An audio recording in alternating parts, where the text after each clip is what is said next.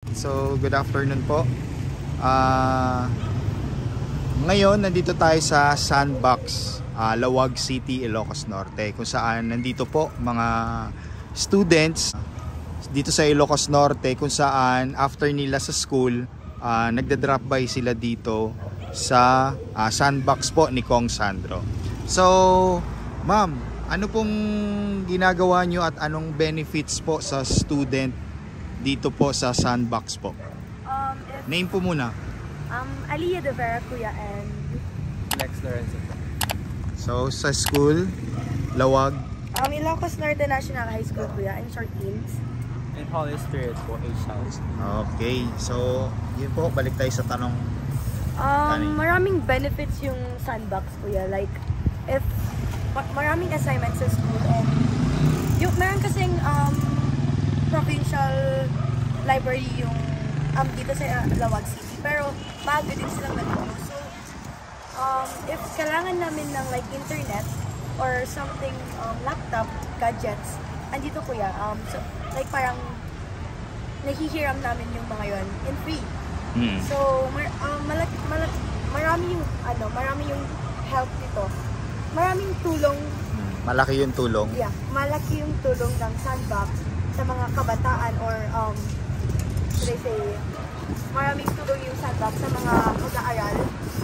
Pati college actually, maraming mga college na pupunta dito kuya, pero I think busy silang lahat. So, yeah.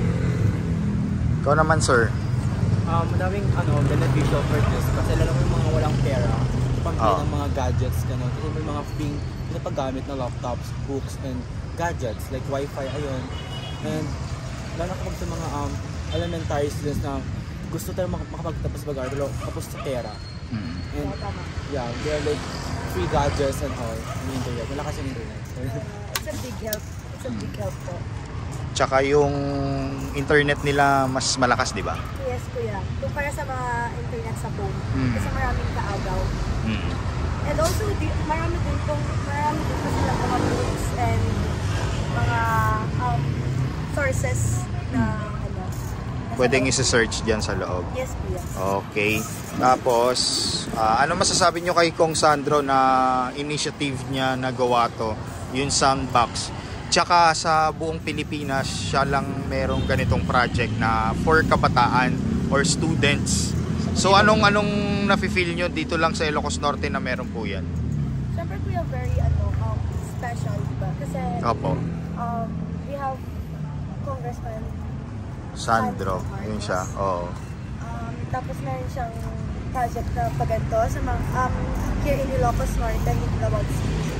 Siyempre, we're also very lucky to have her as a congressman kasi maraming natutulungan yung proyekto niya, yung project niya dito sa sarili niya, dito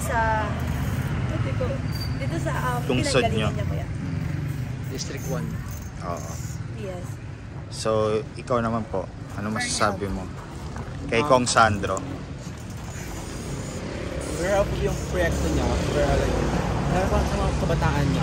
And also na for his father na naman, if ever labas sa ibang bansa din or sa ibang lugar, magkaroon ng gantong proyekto niya. Kasi sa Manila, madaming mga kabataan din nakapag-aral. More in sila as not to be rude, pero mga poverty sila. Kasi makapera for mag-aral kasi napokus sa pera. So, ayun. So, ayan. Kasi ngayon, nabalitaan namin mga 5 na daw to. Meron dito sa Lawag. Pagudpod. Bacara. Banggi. Meron. Ongoing construction. Basta 5 daw yun eh. Siguro Vintar yung isa. Vintar. So, tinutuloy-tuloy ito ni Kong Sandro. Kaya kanina, isa rin yan yung attendance para ma-monitor nila kung gaano kadami yung mga students na pumupunta dito. Para mapadami pa to ni Kong Sandro. So, yun pa lang yun. Pero siguro sa lahat ng District 1, malagyan niya na doon. At saka sana hindi lang sa District 1, no? Pati sa District 2. Oo. Malaking help to Oo. mga students and mga students na naghihirapan if meron silang mga kailangan na hindi nila afford or something like gadgets. Yes. So, nabalitaan namin si Kong Sandro, meron din siya na parang sa mga students na assistance. Alam mo ba yon? Educational assistance sa office niya. If ever may program siya na ganun. So if ever basta lahat ng estudyante, wala silang pili, binibigyan nila basta nakapila lang doon. Wednesday yata sila yung educational assistance. Once na students ka, bibigyan ka. Basta alam ko 5K yun marireceive nila. So kung mag-drop by kayo dyan sa Capitolio, yung likod sa may museum, nandun yung office niya. Alam mo ba yung CMO? Communication. Dito lang. Yung museum. Nandun yung office niya ni Kong Sandro. Tapos mag-inquire kayo for assistance lang. Kasi, syempre, yung mga ibang students, working students din So, may iba naman na Tsaka na yan, malaking bagay yan sa inyo, baon nyo na yun. Or drop by kayo. Kaya si Kong Sandro kasi, siya parang ideal siya na bilang students na nagtapos siya, nagmasteral siya, tapos naglingkod siya sa inyo, sa mga estudyante. Hindi siya nakakalimot sa mga ganon. Kasi syempre kahit sa ibang bansa siya nag-work, pero dito din siya maliit pa siya, dito siya nag-aaral, di ba? Pero it's good kuya na tumutulong siya. I mean, nagpapatayo siya ng mga ganitong proyekto kasi di ba sabi nila, ang kabataan ng pag-asa ng bayan. So like, he's helping the kabataan para makapagtapos ng pag-aaral. Yun. Makahelp kami, mga kabataan na mag-grow itong bansa natin. Yun. Kaya, thank you so much. Kaya, ayun. Thank you Salamat. So, ito guys, ang loob ng ng ating Sandro Box. So, which is, po siya, maraming upuan, table, tapos nandyan po yung ating mga laptops. Okay? Mga laptops and tablet. Kaso, pa-out na ngayon, kasi gabi na po guys, Yeah. So, anyway, aircon, tapos may fan sila.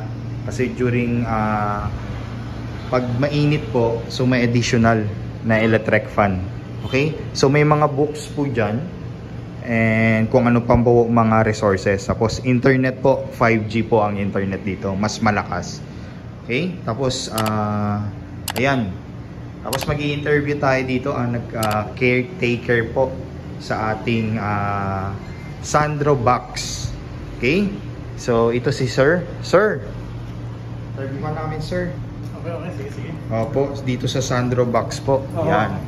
So ito si Sir, pangalan nila, Sir? Pangalan ko is Mark Christian Clemente. Okay, si Sir Mark Christian Clemente. So Sir, tanong lang po namin kasi yung iba hindi aware sa schedule dito sa Sandbox po. So ano po kaya yung schedule natin Monday to Friday po? Ang schedule natin from Monday to Friday is 10 a.m. to 6 p.m. Pero it depends kasi din sa mga 10 a.m. 10 a.m. to 6 p.m. Yes. So ngayon is Monday, pero umabot na kami ng alas 7. Okay grabe. lang, normal lang yan. Grabe si Sir Okay lang yan. Pag Saturday, Sir? Pag Saturday and Sunday, depends kasi yan sa go signal ng head ng Sandbox Lawag sa amin. Kung ano yung nila sa amin, kung mag-report kami or not. Pero if dumating sa kanya, ang sabi ng supervisor sa akin is wag muna, hindi ako pa mag-duty. Pero depende din kasi sa activities ng mga school na malalapit. Pag malapit ng test day, mas malakas ang nagagamitin ng mga tutors. Katulad na nakausap ko last week na si Teacher Pau na regarding sa tinanong ko sa kanya yung sa pagpasok nila. Sabi niya, pag Saturday and Sunday, pupunta lang kami pag malapit ng test, quarterly exams ng mga bata daw. Ayun. So mas maganda sana open din, no? Para sa mga vloggers din sa Sunday. Yun nga kung pwede sana, pero kasi ang biniling kasi sa amin is for educational purpose. For educational purpose talaga. So kung may mga nahuhuli kasi kami minsan, alam nyo na, mga bata na matitigas ang ulo, ayaw gumagamit pang games, medyo sinisita kasi yung kasi ang order sa amin. Yun. Dapat for educational lang talaga. Tapos sir, yung ano sir, tawag dito, yung mga bata, ano na experience mo po dito?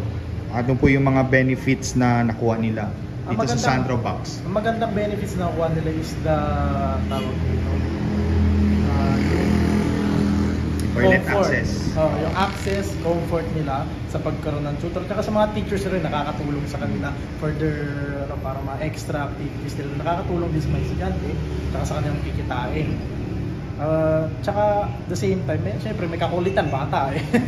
Yun lang, pero normal lang talaga yan, ganyan talaga, di ba? Tsaka mas maluwag dito. Mas maluwag, tsaka mas mababa yung chances sila. na syempre makukulit ng bata, lumalayo. Pero pag lumalabas naman sila sa may perimeter, nagpapasama na sila sa akin o sa mga teacher. Yun. So, invite nyo sila sir, yung mga kabataan na gusto pupunta ng Sandbox. Kailangan na nila mag-attendance. Attendance lang. Marami din kasi tapos yan. gagamitin yung mga tablets. Yes, access. May access tayo sa tablets for educational purposes. Kung wala kang gadget, pwede ka pumunta dito, gamitin mo ang mga pinrovide ni Congressman Sandro na mga gadgets para may magamit kayo for your school purposes. Yan. So ano masasabi mo kay Kong Sandro na naging initiative niya to para makatulong sa mga kabataan dito sa Ilocos Norte, lalo na dito sa Lawag po? Masasabi ko kay Congressman Sandro is magandang idea yung ginawa niyo, sir. Talagang nakuha din natin yung unti-unti sa ng Korean style. Kaya kamsamida sa inyo. Korean style pala yung Sandbox. Sandbox na gano'n rin sa pero hindi for pwede sa mga startup na business entrepreneurs. Galing, no? So, isa ka na naman yung idea niya, yung perspective niya is for public area. So, Kumusta naman, pag nagkita kayo ni Kong Sandro, kumusta naman siya sa... actually, hindi ko pa nami-meet si... hindi nyo pa na? Hindi ko pa nami-meet in person, pero... Kasi okay. Nandito ka kasi, minsan nandun siya Hindi, may kasi time. nag-start lang ako this March 7.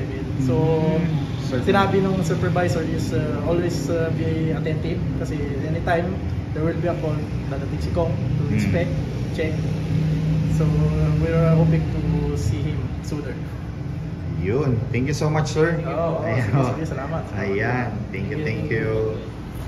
So, hanggang dyan lang yung mga bata.